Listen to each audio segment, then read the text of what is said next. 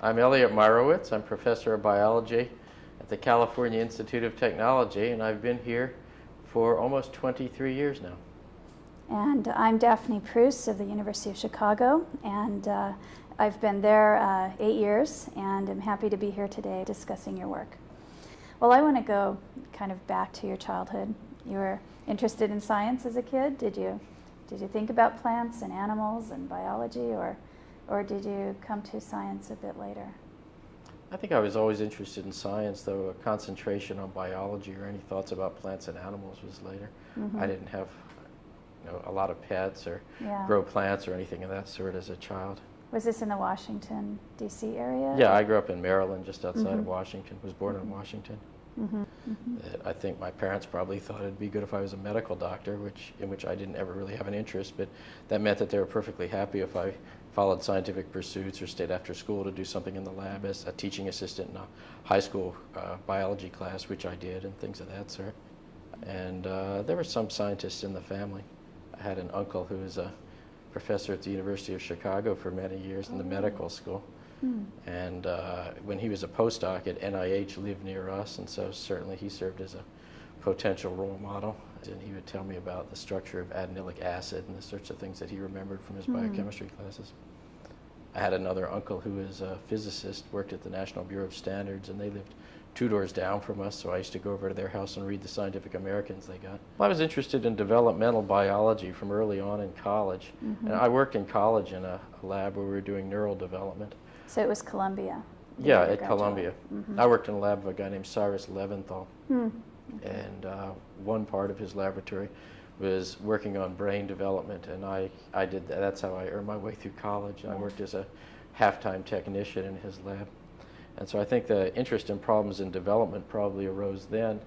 Is there any person you think about over the years who sort of took you under their wing and really nurtured you along, a great mentor, a great advisor that made a key difference? Oh, a lot. They all did. Cyrus to begin with. He took me into his lab and showed me what biological research was really like. He's also a good teacher.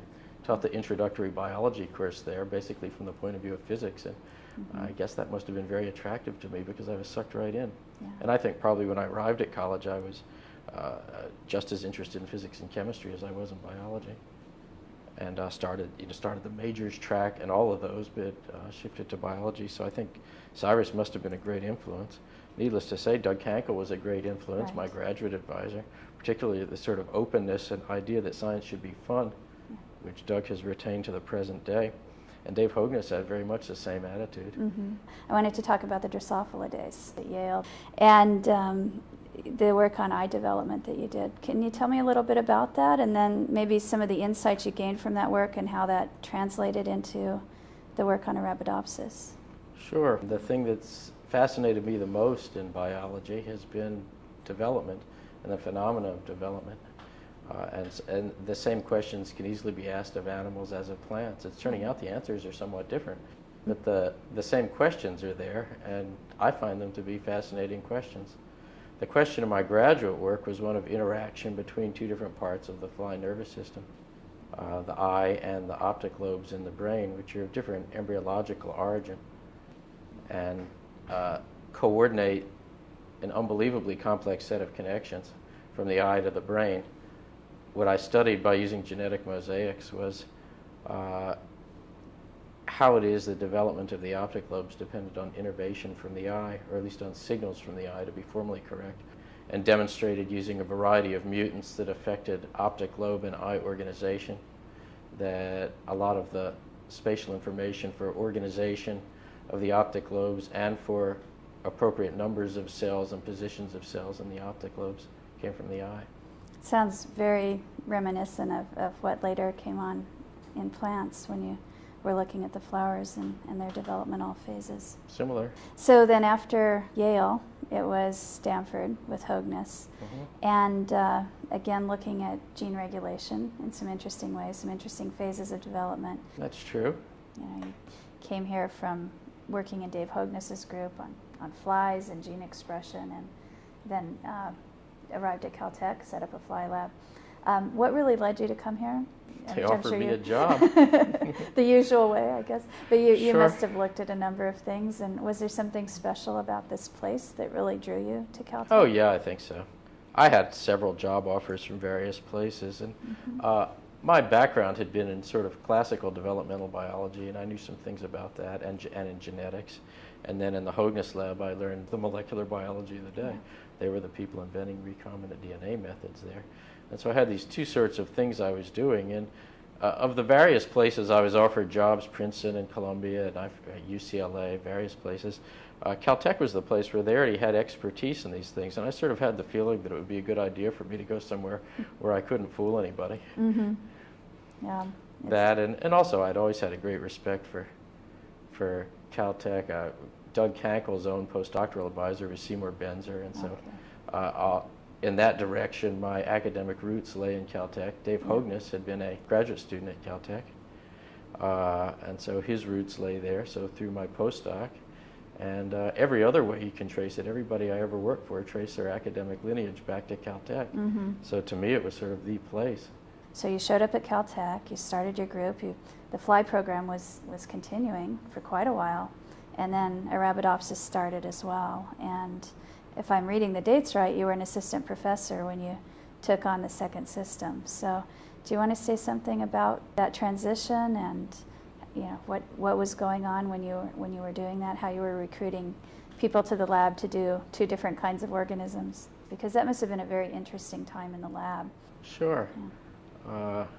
First, I should say that my interest in plants went back before when I was an assistant professor. When I was a graduate student, I got very interested in plant development and was the only one of the animal-based students at Yale who took all the plant development seminars with Ian Sussex and Art Galston and the other botanists who were at Yale then. And so my interest in it went back a ways, and even as a postdoc, I would talk about Arabidopsis with Ron Davis, your postdoctoral advisor. Right. Ron always told me, though, that to get appropriate funding, you'd have to work on something that was an economic plant, which he did with enormous success with squash and bean and a variety of things in his lab, although eventually they worked on Arabidopsis too. Right, right. So on coming here, I guess you could say I was pre-adapted in a way to be thinking about plants.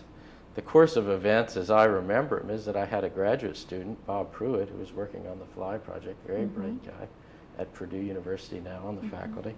I was teaching a course called Biology 204. I took it over from Ed Lewis, and Mel Simon is teaching it now while I'm chairman. And I picked topics that weren't really covered in the research here at Caltech so that the students could be introduced to a broader range of genetics than what they might experience in the local seminars. And we were doing one on plant genetics. And Bob gave a talk on Enothera self-incompatibility. We all got all excited about self-incompatibility. And he wanted to do some experiments with Enothera mutations that affected self-incompatibility. But the escape levels in self-incompatibility systems are too high to allow that sort of thing. So that we got talking about what else we could do, and I had followed the Arabidopsis literature at some level since I was a graduate student, and we got talking about that. And we decided we'd give it a try and get some Arabidopsis seeds and grow them up and see if we couldn't treat them as Drosophilus. And as you know, Arabidopsis is a mirror, or at least in those days, was a mirror for anyone who used it, so that Jerry Fink thought it was like yeast, and I thought it was like Drosophila, and Chris Somerville thought it was like E. coli, and so on. And of course, on the one hand, it's the blind man and the elephant, but on the other hand, it's all true. Sure, sure. And so we looked at it as little Drosophilus, and still do, I'm afraid. So that we got some seeds and started to grow them up. And about that time, my colleague Max Delbruck died.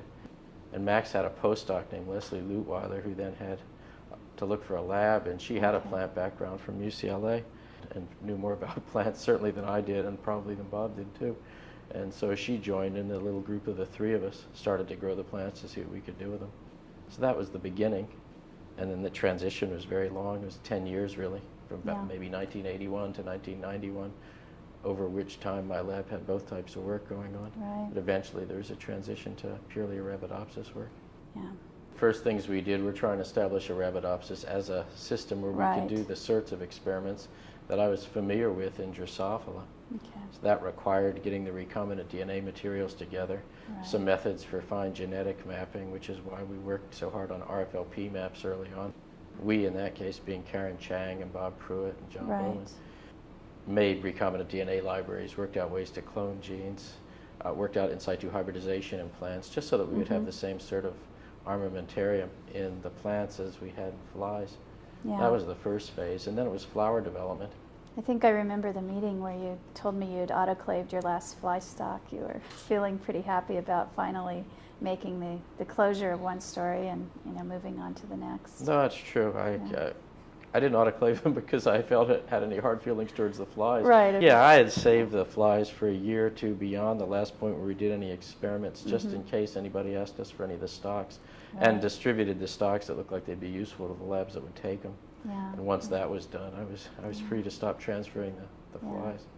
When you think about the pressure on young faculty these days to focus and to obtain funding and to really make enormous progress very quickly, and here you were making this very big transition at a fairly early stage in your career, do you think that the pressures were different then compared to now, or were you just going forward without worrying about it? I think the pressures must be different now because I certainly wasn't worried about it. I can't recall ever giving a thought to what the effect of my switching fields would be on my career. I don't believe I ever had the notion that I had a career. And I can't ever remember thinking about it that way, that I had some sort of a lifelong obligation to follow some track and something. And Right. clearly that's a prevalent idea now. It So is. maybe there's been a change in the times. Or maybe I'm just particularly insensitive to outside influences. Also, Caltech is a place where everybody works very hard to liberate assistant professors. One of the reasons why over so many decades it's been a successful place. And certainly I was the beneficiary of a lot of generosity and kindness from my colleagues who knew I was trying this and probably thought it was stupid but wouldn't tell me that. Certainly there was a phase where if you were working on plants, you certainly weren't as popular maybe as others, but it sounds like that spirit might not have been here at that time. No, I was encouraged. That's great. When I was an assistant professor, and just down the hall was James Bonner, and when he heard that I was starting to work on plants, he let me use a growth room that he had left over from the days when Rick Fertel was working on dictyostelium in his lab that had lights set up for some reason. Good. I don't know if dictyostelium needs lights, but it was the sort of light racks that we have now, and that's where we first started to grow our plants, was in James's lab. Yeah. So actually my colleagues are very helpful. Oh, that's fabulous. That's what's nice about Arabidopsis too. It doesn't take a huge investment to do some experiments and move forward. Well, it So, turned out that was true. yeah. Okay. I wanted to talk a bit more about the choice to work on Arabidopsis. So you were discussing the days at Stanford, talking to Ron Davis, other people, I'm sure, on that campus. And Arabidopsis is this little weed. You had heard about it back at Yale, but what really convinced you here that it was the way to go? Or did you try a bunch of plants first and then Arabidopsis, or was it just always Arabidopsis? As a graduate student, I talked about Arabidopsis a lot with people I knew. Some people at Yale were working on it even. In Ian Sussex's lab, the one I knew best was Jim Wong, who is a pal of mine from graduate school who did some Arabidopsis work as part of his thesis. And I think what struck me about it at that time, probably, I'm not sure, but probably as a result of reading George Redeye's review article in Annual Review of Genetics in 1975, was how much like Drosophila it was in terms of its genetics. Right. The self-fertilization, the short generation time, the reasonably small size of the plants, and so on, would enable the sort of genetic experiments that I was doing in Drosophila. And I never considered using any other plant because I knew enough about the genetics of that plant to know that I could really do the things I wanted to do. Was it the life cycle that was really driving that choice in some ways? Size, length Yeah. of generation time, and large number of seeds. and the huge convenience of being able to put the seeds in a bottle and leave them until you needed the next generation, instead of having to transfer your flies forever. Right, right. Well, for a lot of us, I think also that it's a weed, it grows easily. I don't think I ever doubted that we'd be able to grow it or anything else, because I didn't know enough about plants to realize that some of them are pretty fastidious. I think we probably thought we could plant anything and it would grow. We just didn't know enough to be daunted by it. You're in California, everything seems to grow pretty well here. Except Arabidopsis, which does not grow out of doors in Southern California. It's probably the only place in the world it's really not been found, having been looked for. Interesting. Well, at that time, you were supposed to be inspected by your State Department of Agriculture to receive shipments of seeds. There weren't really very specific guidelines about growing transgenic seeds, but we called in the Department of Agriculture for their advice, and they looked over our plant rooms, which were indoors, and so that's already a good source of containment. Right. And then we were able to cite the fact that if the seeds did get out, they wouldn't grow outdoors, and they were perfectly satisfied, and we were able to proceed. That's great. So you've got these plants, there's so many things to study, so many developmental processes. What led you to think about the flowers and then led you to those mutants as interesting mutants to target? I should preface this by saying it's my recollections. I haven't gone back to the notebooks, but I think you're giving us too much credit.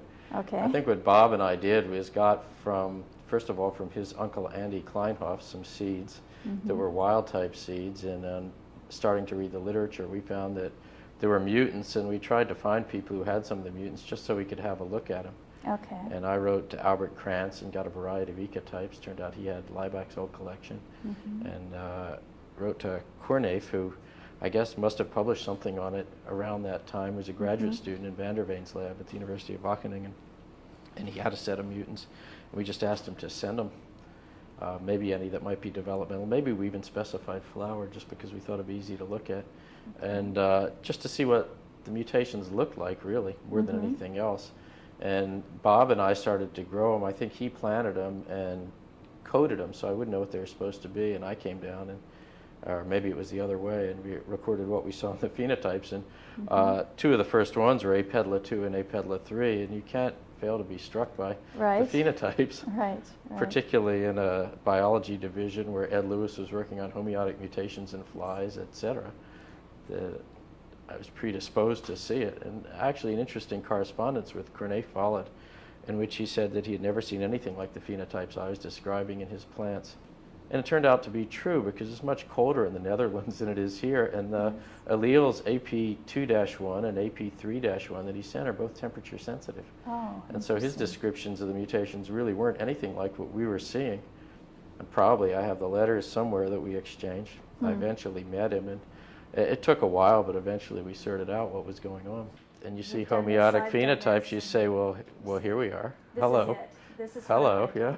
As I said at the beginning, we were really trying to turn it into a model system that you could use for molecular biology. Remember, at this time, there was no model system that plant biologists concentrated on, either in genetics or in molecular biology, though there was much talk about finding model systems, and so that we were trying to see if Arabidopsis might not be the thing, and to develop it for facile use in the sort of molecular genetics that people did at that time, which meant cloning genes and making libraries. And so all that was ongoing while we were looking at the mutants. So we had plenty of time to think about what it was we wanted to do developmentally. As you said, you really had to build a system in order to do the science you wanted to do, really. So with looking at those first few homeotic mutants, you then launch a screening program, find more mutants, and out of that ultimately comes the ABC model. Yes. Do you want to talk a bit about that transition, how you came from looking at all of the mutants and really starting to deduce rules about how flowers develop, get these patterns, these swirls? Yeah, in retrospect, it seems so simple. We collected all the flower mutants we could by writing to everybody who might have them. The Krantz collection had flower mutants. Kornaef had some. We did mutageneses of our own with EMS and X-rays and other things, and collected all the flower mutants. And the ones that had homeotic phenotypes seemed to fall into a small number of classes, which we cleverly named A, B, and C. And the A ones, the first two whorls were affected, and there were some homeotic conversions there. And the B ones, it was the second and third whorls. Smythe and Bowman and I sort of decided we'd use whorls for a geographical location rather than for the organs themselves. And third and fourth whorls, there's another class of mutations, which just at that time until quite recently only included one gene. And so we did the mapping and complementation tests, found out that there were only a few genes we were dealing with, AP2, AP3, PI, and AG, all of which had been discovered before us, even though we got new alleles. Mm-hmm. So there were three classes, A, B, and C, and we struggled with figuring out with what was going on, and at some point I came up with the ABC model, so everybody was fooling with this. And the thing that seemed to make it work was the notion that C function repressed A function and A function repressed C function. And I can remember coming back from a trip where I think I had gotten this thing drawn out on a piece of paper on an airplane and drew it on John Bowman's refrigerator in his room, the room that John and I think Marty Yanofsky shared, and to try and see if we could find anything wrong with the model. It looked like it fit the facts reasonably well, and so the obvious test was double mutants, and then we were on and doing it. The next phase was to clone the genes, which really got underway with Marty Yanofsky and Hong Ma, who cloned A gammas, with a great help from Ken Feldman, a wonderful colleague, since he had a tDNA inserted allele of it that was a big help as we were slowly walking to it. And then the cloning of the other genes, of course, enabled us to do the overexpression experiments, which were really the proof of the model. Tom Jack with AP3, Koji Goto with Pistolata, and so on. Mm-hmm. I think the next phase in the flower work was the molecular cloning of the genes. Now, the ABC model didn't depend on that at all. It was a real classical genetic model, and it didn't matter what the genes coded for. They could have coded for anything, and the model would have still been the model.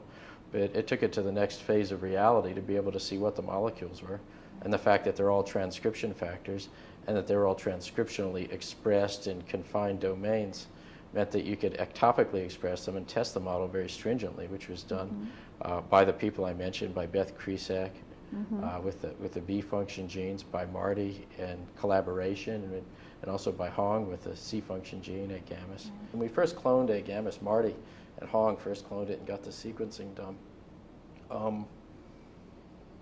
I was out of town, and they were sequencing the gene. I came back into town, and I found in my office, which is this room here, Ira Herskowitz, working at a very much cleaner desk than I had left, and with a sign on the door that had a rotating part in the middle, which said Meyer and Hersk, and there was an Owitz on the unrotating part and said is in at the bottom, and you could rotate it. And so I had left town, and he had come to visit Paul Sternberg, and just to get some peace and quiet, to write a review article. And it turned out the review article he was writing was about the Madsbox motif in yeast, really, and about the MCM1, Right. the regulatory gene in Saccharomyces that is one of the two yeast genes that has a Madsbox DNA binding motif. So from the first minute that we knew what sort of gene we were working on, we had the world's expert here. And in my office, working at my desk, and telling us what it meant that it was related to MCM1. It was a regulatory gene that did all sorts of interesting things, and just the speculation that follows from having the expert who knows a lot about the gene family right on the site. Absolutely. Was a lot of fun. Extraordinary coincidence. Well, we were talking about whorls, patterns of flower development. One of the things that's always been a puzzle to me, and maybe you can help clarify this a bit, you've already alluded to the fact that these mutants were known for quite a while in Arabidopsis, but even further back, aberrant flowers have been an interest of breeders and horticulturists for centuries. And so if you look at what occurs naturally or through these breeding programs, you'll see A, B, and C mutants over and over again.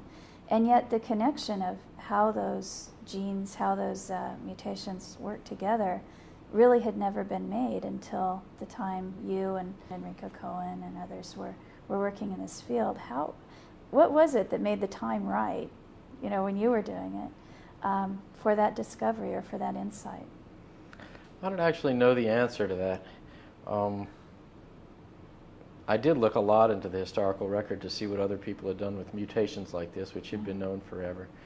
I don't know if you've seen the paper, but I wrote a review article in the late 80s, which David Smythe and John Bowman helped with. They took the pictures, and in which I delved into the record of genetics on these sorts of mutations. And Monstrous flowers, was that what they were called? These there are whole books of plant teratology from the 19th century that listed dozens of these. They failed to make the distinction sometimes between whether the abnormalities were inherited or not. And so that's one concept that certainly became important after the 19th century, was Right. that the inheritance of these characteristics was something aside from just the variation in the populations.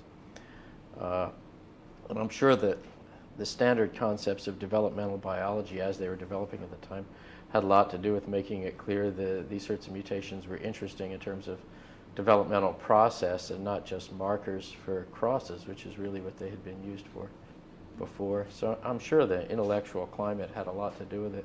Though it is hard to know why nobody ever made a double mutant combination of two floral morphology mutants prior to the stuff we were doing. Right. It's hard to understand why no one ever did it. And there were some people that understood that these sorts of mutations had something to say about developmental biology. There was a guy named Brieger in the 30s in Germany who wrote a couple of very nice papers about what you might learn from developmental biology from these sorts of mutations, but he was then compelled to leave Germany as a result of their political climate, and I think spent the rest of his career in Brazil or somewhere like that and never got back to the subject. So there were people who thought about it, just no one who did anything about it. Yeah. I think it's something that's it's a curiosity that you see in many areas of science. Once you have clarity, like the ABC model really brought a lot of clarity, and now in retrospect it seems so simple. It's hard to imagine before that time why it wasn't so clear. Right. Well, I struggled with it in that review article. All we could conclude in the end is that nobody had really come to grips with the problem in quite that way, even though they easily could have 100 years earlier. I think there are other things too. The fly eye work I did, the technology for that was pretty much available decades before it was done. So it was more being in an era when the problem that you could address that way became important. It was more the idea of doing the experiment than the ability. Right. In some instances. Of course, in other cases, it's the technology that drives the experiment. Yeah, absolutely.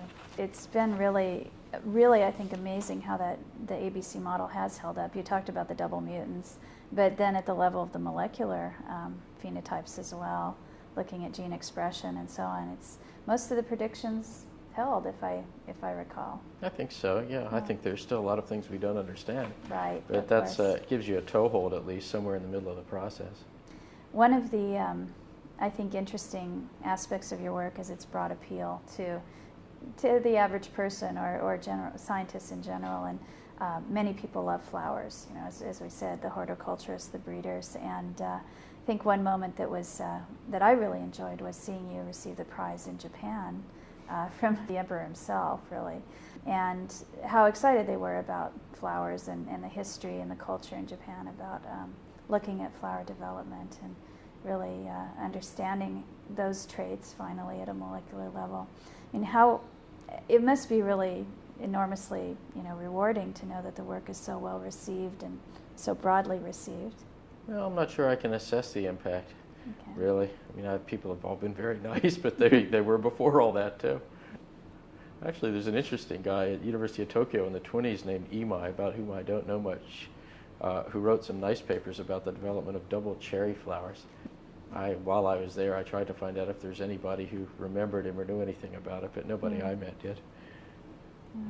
There is a wonderful history there in Japan of these kind of interests, and I guess elsewhere as well. Well, flower breeding, sure. Yeah. And in China before that, that's where, as far as we know, deliberate flower breeding started 1,000 years ago or more. So I want to move forward a bit to some of the work you're engaged in now, more recent studies, at least relatively newer areas of interest, and that's the development of shoot meristems. So now you're in another transition phase of sorts, moving from flowers, apical meristems, and thinking about shoots and meristems in general. I think when you start studying flower development, as we did, starting more or less in the middle of development, the plant's already there, the floral meristems are forming, and we were worried about spatial pattern formation in the floral meristem and in the floral primordium. You have to begin to worry about the substrate. So the ABC model is a conceptual and a genetic model of how cells know where they are in a developing primordium, but at some point you have to worry about the cells themselves. Right. And so naturally that led to starting to look at mutations that affected meristems. I think that actually the route into it was that the clavata mutants change the number of pleural organs, and it seemed like if we were worried about the type of pleural organs, we should probably try and find out how the number was specified. But it turned out that the phenotypes are due more to inappropriate growth of cells in all meristems, not just pleural meristems. And so it was really the mutant phenotype, I guess, that sucked us back into vegetative meristems.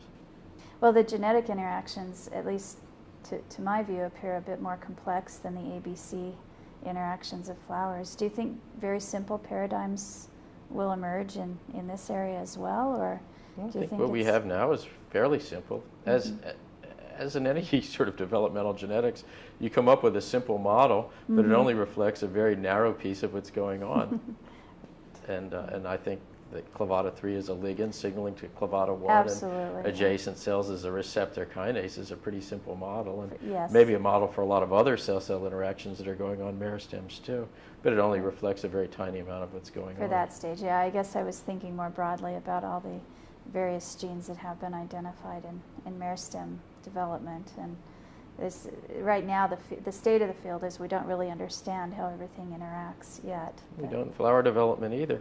But remember, as a geneticist, you have the right and perhaps even the obligation to ignore a bunch of things and get started. Absolutely. And if you pick the right ones to ignore, you make progress.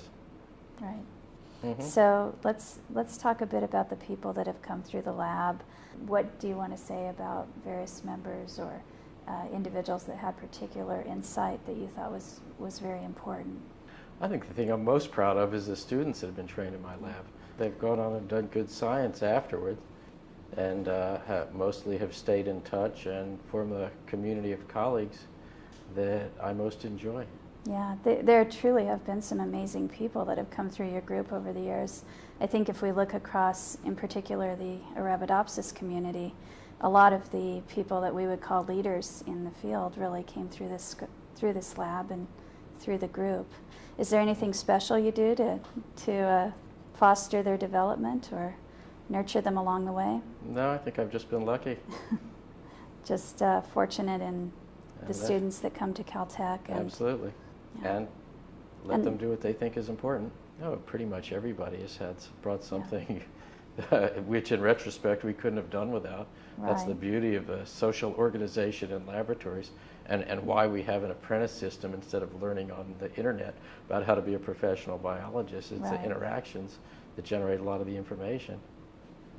Bob certainly brought not only a desire to work on plants and a very sharp intellect, but his uncle Andy, who sent us our first seeds, and I think may regret it. Since the last time I saw Andy Kleinhoff, he's a very important barley geneticist, he said that he's gotten a lot of requests for Arabidopsis seeds, and we were joined by Leslie Lutweiler, and it was really her idea to do the cot curves. She had a friend who was a technician who had done cot curves named Barbara Evans a lot, and so it seemed like something that would be pretty easy to do, and that gave us what at that time was the best measurement of the genome size, which made it pretty clear that cloning genes from this thing might be awfully easy, even easier than Drosophila. But you could compare genomes, and we showed that it was smaller than Drosophila, and therefore the same sorts of things should be possible. And Leslie did that, and in addition cloned the chlorophyll AB light harvesting protein genes, along with Elaine Tobin's lab, which were one of the CAB genes was the one that others later discovered as circadian cycling is from the center of their circadian rhythm world. So Leslie really got that stuff started. Karen Chang joined the lab very shortly after Leslie as a graduate student, and she's the one that, along with Bob, started the RFLP work, and she finished it up and got the RFLP maps made, which made it possible to map clones. And she also was the first person to clone a gene from Arabidopsis, the alcohol dehydrogenase gene, and to sequence it. It was the first sequence of Arabidopsis gene, and it told us a number of things about genome organization. Bob did some very nice work in genome organization too. Looked at a large number of lambda clones for repeats, which gave us a general picture of what the genome of the organism was like. I think not only myself, but many other people who were students and postdocs at that stage started becoming aware of Arabidopsis and getting excited by it, just as you had. It was really the RFLP map and some of those other technologies that led me into thinking it was a good system to work on. So I don't know, you probably are aware somewhat of the broad impact. Oh yeah, sure. It was fun to watch. So as you think back about what the lab has produced and what all of these people have achieved, if you had to think about the key scientific insights, which ones would you say are really fundamental in kind of changing the way you think about things or the way you were approaching things? I would say the genome size was an early one that made it clear that we could do a lot of the things that we wanted to do. It's hard to understand that now, but at that time, what you could clone was limited very much by the number of clones you could look through because the methods weren't very efficient. And so that made it clear that we could clone the genes in which we were interested. Yeah. And at that time, Chris Somerville's lab was showing that you could do mutagenesis to saturation for enzymatic activities. And so between the two of those, it made it quite clear you could do whatever you wanted with this plant. So that was one good one. I think the ABC model was another one.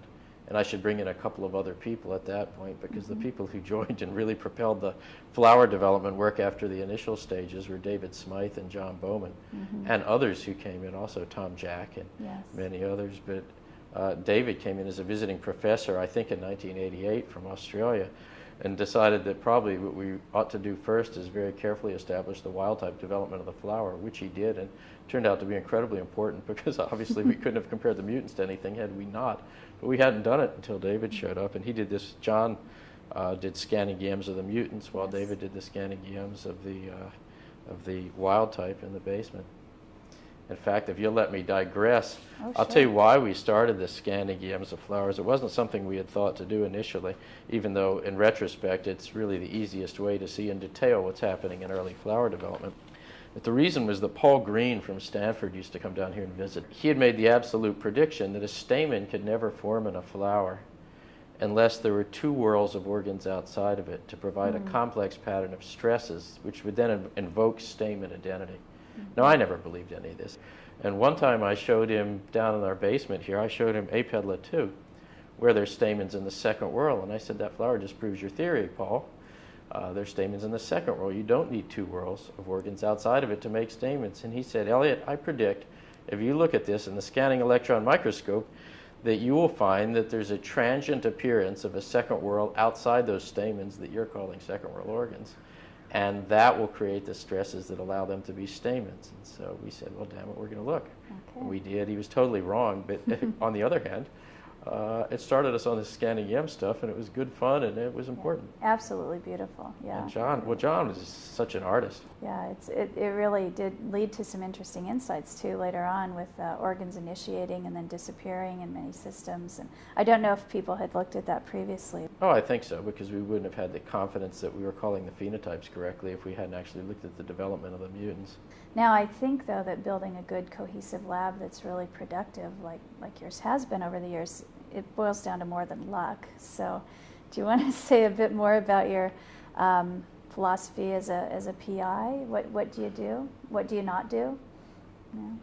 I'm not sure I really do very much. You know, the people come into the lab, you talk to them when they want to talk.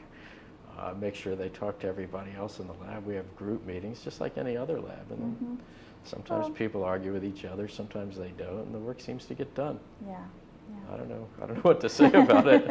I try and stay off people's backs. If it seems like it bothers them, maybe that's the only thing I could say. Don't mess it up, basically, and let them do what they want to do. I think students and postdocs have a lot of good ideas, and you have to let them try them out. When they don't work, it's a good idea to have something up your sleeve to suggest to them. But in the long run, it's only their own ideas they're going to follow, not yours. I was wondering a bit about some of the ethical issues. What do you try to teach them about how to be a scientist, the conduct of science, what to do, what not to do, in terms of general behavior? What would you like them to know?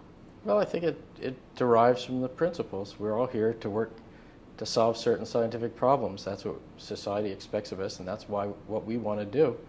And everything follows from that. So that your behavior has to be such that, as an aggregate, the scientific community solves these problems as best it can.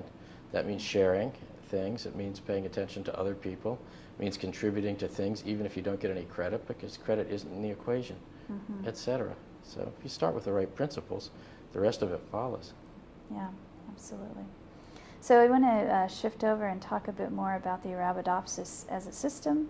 It's always struck me that there's really something special about the Arabidopsis research community. Lots of resources that have been developed, lots of involvement of many of the people who are doing research in managing and running that community.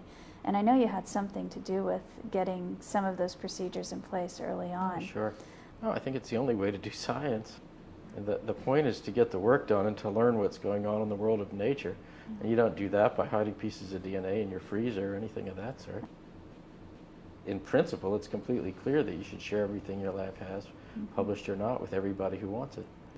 So if the principle's that clear, everything else is straightforward. But there was more to it with the Arabidopsis, right? There are stock centers, there are programs where people can send materials and get reagents back quickly, and there's a steering committee and all of these other things that go on. Well, the organizational parts really did come from people much wiser than I am at the National Science Foundation.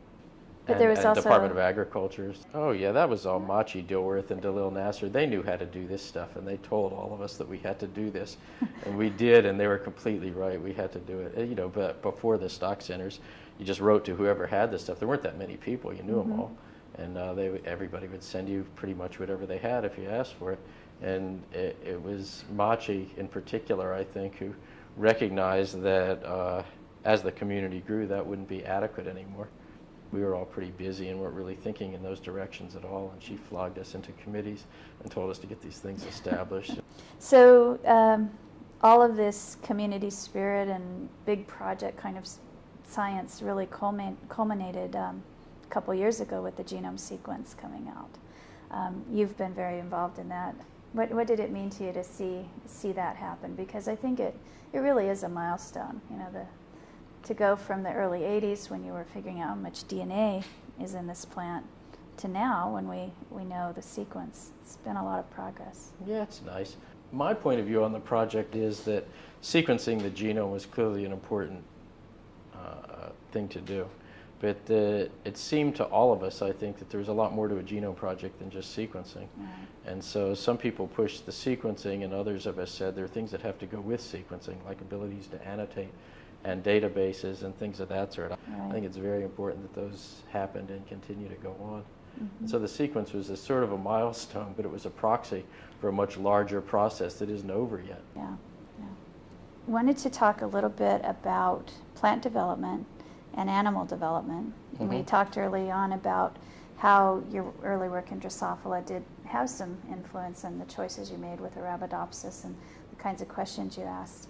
Now that we've learned a lot about plants, obviously quite a lot, we have all of these genome sequences to compare. What do you see as the interplay between plants and animals in developmental studies? I think it's pretty clear, as it probably always was, that plants and animals evolved development independently, and therefore the detailed mechanisms they use for cell-cell communication and for pattern formation are going to be different. From that, I think you can derive at some level what the principles of development are, how things have to be to have a complex developing system, because you have two different examples that you can compare. And you can see the tracks of the nature of eukaryotic cells throughout the developmental processes in plants and animals. The frequent use of receptor kinases, even though they're not from the same families, they don't really resemble each other. The rapid cell-cell communication processes involve transphosphorylation of proteins, and I'm sure that's part of the original heritage that both lineages got from eukaryotic cells. There's chromatin control of gene expression, which is very important in flower development and in other parts of plant development, as it is in animal development. And again, that's a trace of the earlier common history of the cells that gave rise to plants and animals. And so you can't say that they're completely separate, and they give you complete examples of historically unrelated phenomena because they're based on a common toolkit. So that takes you up to the present time. And again, now in your current work, you look at plant hormones. So I thought that was kind of an intriguing, connection. I don't know if it was really intentional in that way, that you've always had these long-term interests in signaling molecules. Or Yeah, when you study cell-cell communication, you tend to turn up hormones Right. and other things as well. Absolutely. But our getting into plant hormones was really serendipitous. Was it? I think. Well, it was Hans Kendi told me I had to do it. Oh. I don't know if it wasn't serendipitous on Hans's part, but it came to me as a bolt out of the blue. So I'd always tried not to work on plant hormones because there is so much work on them in the past, and to me hadn't seemed to have gotten to the heart of the matter. These days, though, a lot of people are getting to the heart of the matter. It's very Right. exciting. Right, it is. Well, with the new molecular tools, it's really come a long way. The ethylene thing came in because Hans sent Tony Bleecker to my lab to clone the ETR1 gene, which turned out to be the ethylene receptor. I see. So when Tony came here, he didn't know it was ethylene receptor. Or he knew it was involved in the ethylene pathway. There was some evidence that it might have been the receptor based on ethylene binding studies he had done. I see. At the very least, that it affected ethylene binding. Of course, other components of the system could do that by feedback, and so it's not guaranteed that it was a receptor.